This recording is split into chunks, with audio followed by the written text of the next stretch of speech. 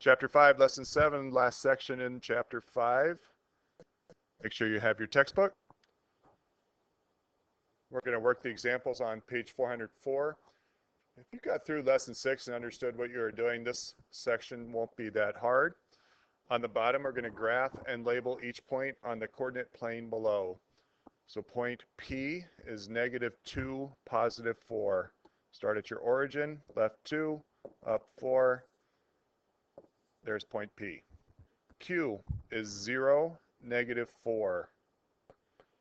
0, don't go left or right, and just go down 4 and put the letter Q there.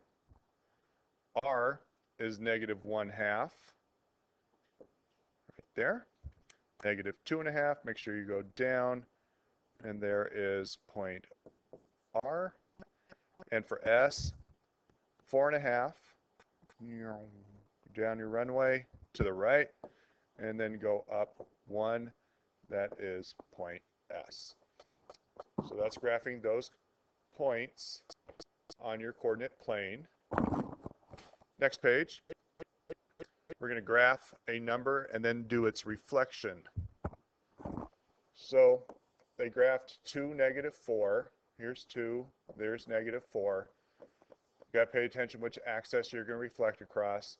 Here's X, which means X stays the same, Y changes. That's why the opposite would be 2, -4. Sorry, wrote that wrong. For example 4, they graphed -1.5, 3, then crossed the y-axis. So whichever axis you're flipping across, that's the number that stays the same. So -1.5, 3 is right there. We're going across the y, so that stays the same, which means the x coordinate changes to positive, -1.5, and the opposite is 1.5.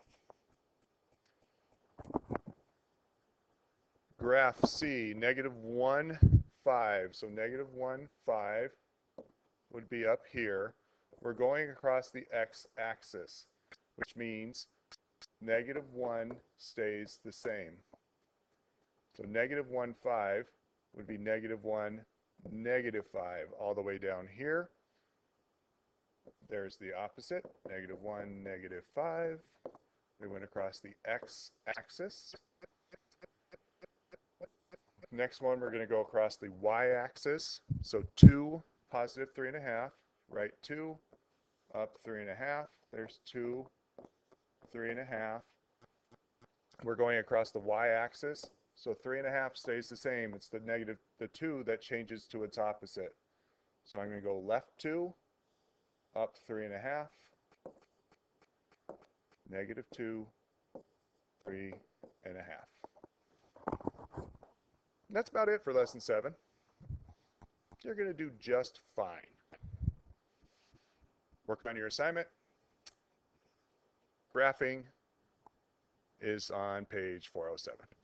That's it. That's the end of the chapter when you finish this lesson. Just an easy chapter test.